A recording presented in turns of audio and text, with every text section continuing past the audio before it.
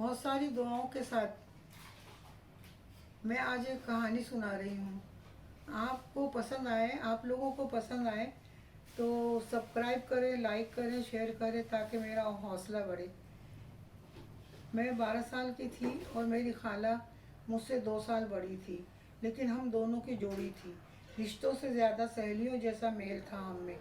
हम ख्याल, हम राज, दोनों में बहुत बचपना था।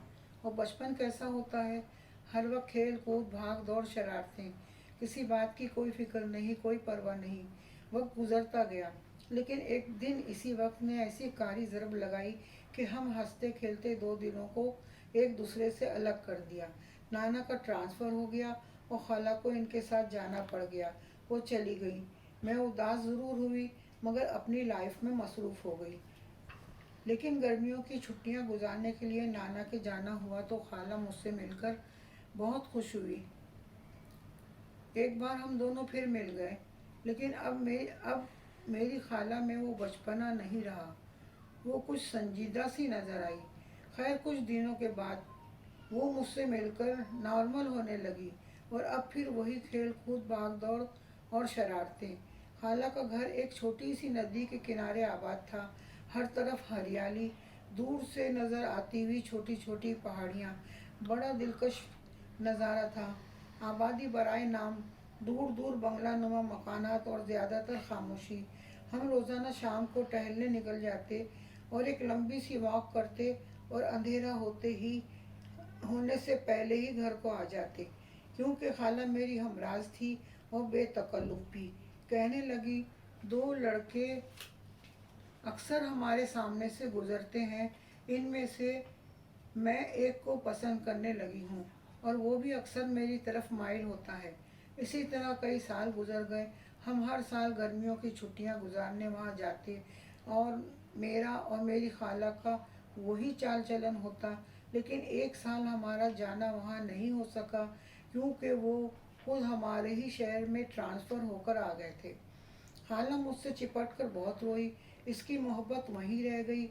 इसे पता नहीं था कि इसे यूं बिछड़ जाना पड़ेगा और इसके अरमानों का खून हो गया। वो तड़पती रह गई, आंसू भी नहीं बहा सकती थी कि दिल में लगी आग ठंडी हो जाती। बस वो जलती रही।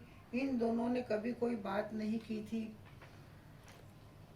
जब एक दूसरे का सामना होता, दोनों मुस्कुरा देते। बस यही इनकी चाहत थी। जिस दिन आखिरी दिन था वो नहीं आया, उसकी हंसी का भी आखिरी दिन था। वो फिर कभी नहीं हंसी। हर वक्त उदास रहती और कम बोलती, दिल ही दिल में जलती। इसके अंदर तो जैसे एक लावा उबल रहा था। आखिर वो एक बुरी बीमारी से 2 4 हो गई। डॉक्टरों को बताया, लेकिन इसका मर्ज किसी की समझ में नहीं आया।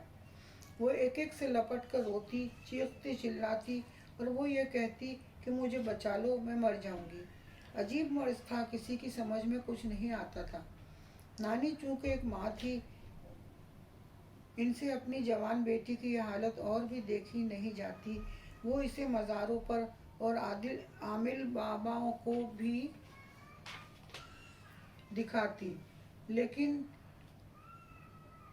उसके मर्ज में किसी तरह भी इफाका नहीं हुआ।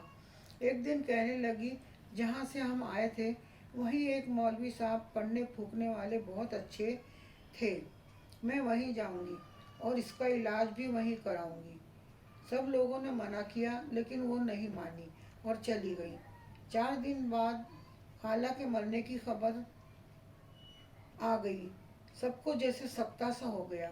झाड़ फूंक से इसकी हालत और अबतर हो गई थी। वो हरियाली, वो पहाड़ियाँ, वो नदी का किनारा और दूर दूर की मुलाकातें, जहाँ से वो आग आ गई थी, उसका चैन, उसका करार, सब कुछ वहीं रह गया था। और आखिर वहीं जाकर उसे करार मिला, एक अबदी करार।